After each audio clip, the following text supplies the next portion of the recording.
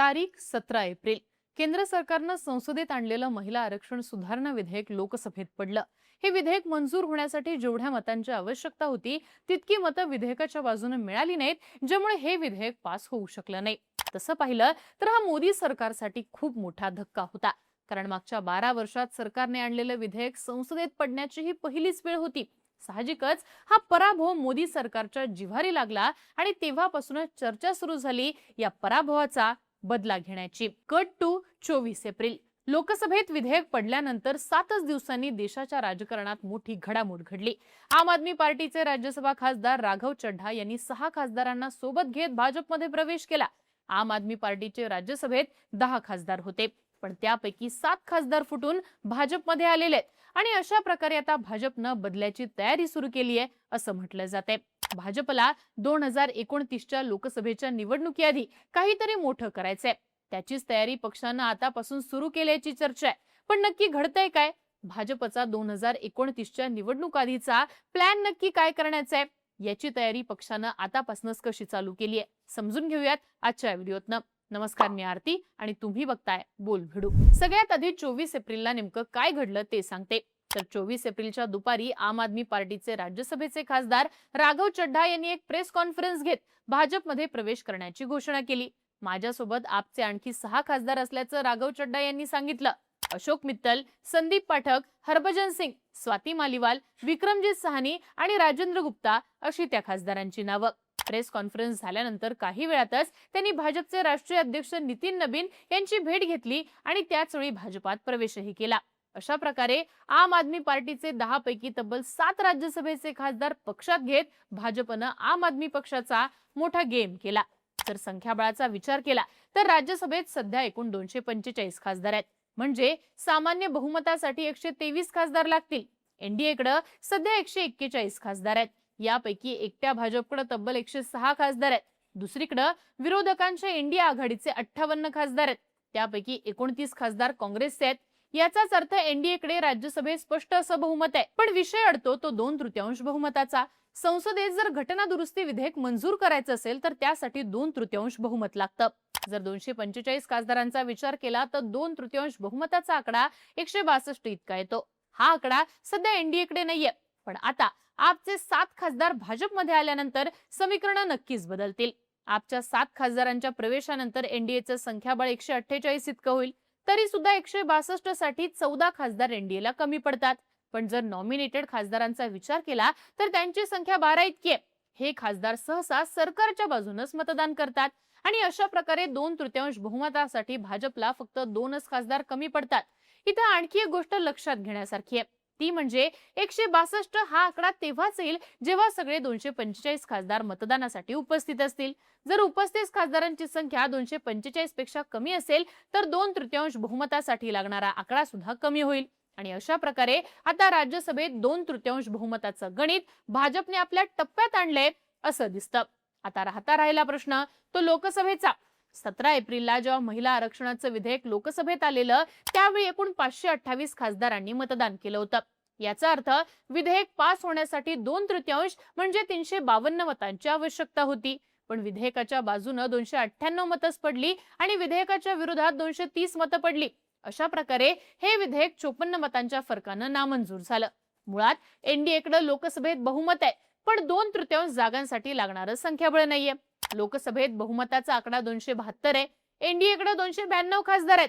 जर सगळ्या 543 खासदारांचा विचार केला तर 2/3 बहुमतासाठी लागणारा आकडा येतो 359. अशा प्रकारे एनडीएला जवळपास 60 ते 65 खासदार कमी पडतात. त्यातही जर काही खासदार अनुपस्थित राहिले तर हा आकडा 50 ते 55च्या घरात येतो. आता समजा यापैकी किमान 25 खासदारांनी जरी भाजपमध्ये प्रवेश केला तर सगळी समीकरणच बदलतील.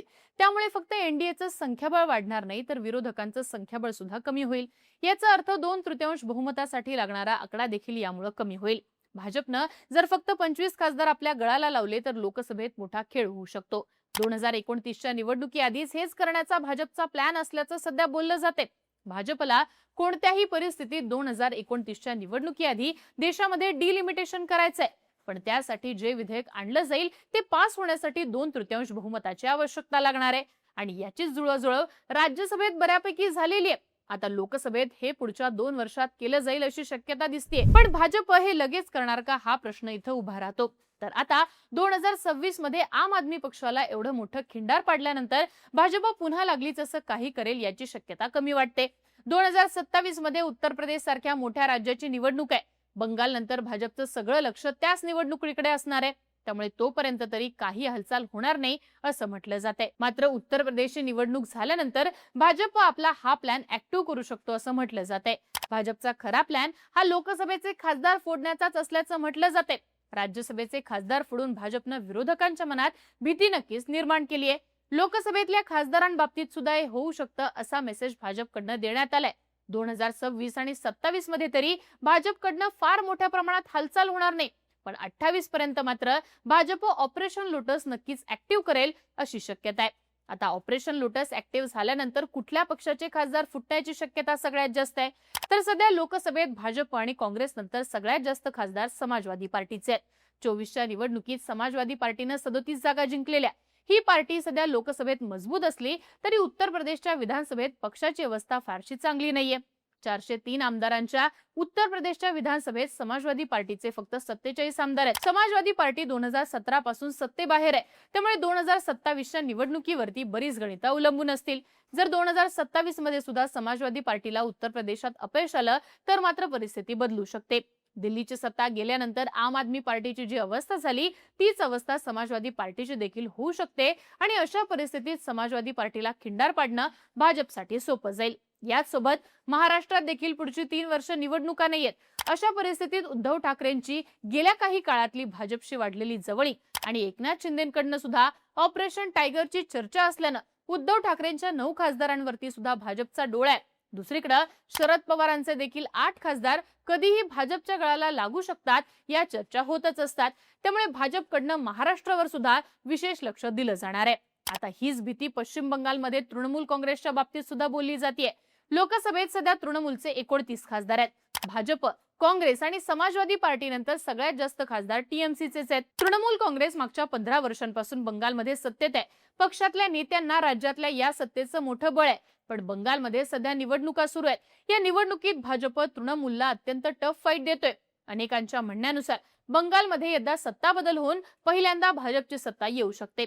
जर हे घडलं तर तृणमूलमध्ये फूट पाडणं भाजपसाठी सोपं होऊ शकतं. थोडक्यात काय तर आम आदमी पक्षाच्या 7 खासदारांना फोडून भाजपनं आपलं भविष्यातलं राजकारण कसं असेल याचा ट्रेलर दाखवलाय. भाजपला कोणत्याही परिस्थितीत 2029च्या निवडणुकीआधी देशात डिलिमिटेशन करायचंय. त्याचीच तयारी पक्षानं आपच्या खासदारांना फोडून सुरू केली आहे. आता पुढचा नंबर नेमका कोणाचा असेल याकडे सगळ्यांचं लक्ष आहे. तुम्हाला काय वाटतं? आम आदमी पक्षानंतर भाजपच्या टार्गेटवर कोणता पक्ष असेल?